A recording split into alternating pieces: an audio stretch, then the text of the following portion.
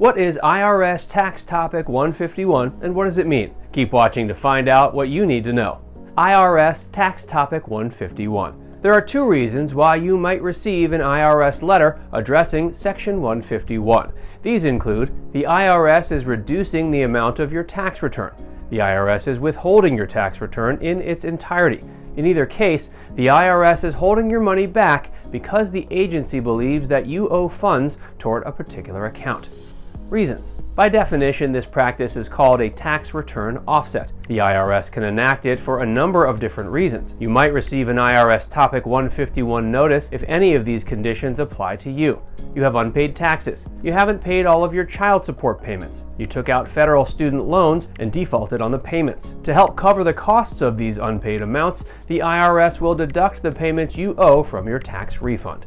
Understanding the letters. The first Tax Topic 151 letter you will receive is simply a courtesy notification. The IRS is letting you know that it's reviewing your tax return and that your refund might be affected due to outstanding debts that you owe. In around 4 weeks, you should receive a follow-up letter from the IRS. This is called a Notice of Intent to Offset.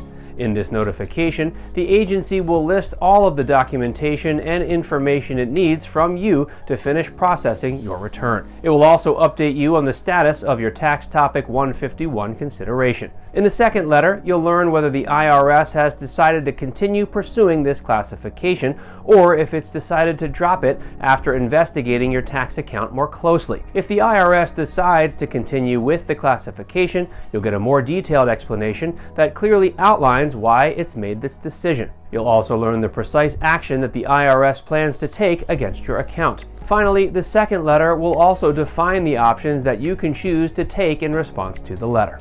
Paying tax debts. If you want to avoid the notice of intent to offset altogether, it's important to take action immediately. The easiest, quickest, and most effective way to do so is by paying off all your tax-related debts. In addition to the baseline amount you owe, you'll also need to pay off any interest or penalties you accrued over the non-payment period. This may sound like a simple action, but in reality, it can be more difficult than it seems. You may need to enlist the help of a debt counselor or a financial advisor. Outstanding debts can snowball and become unmanageable over time, and paying them back in full isn't always possible.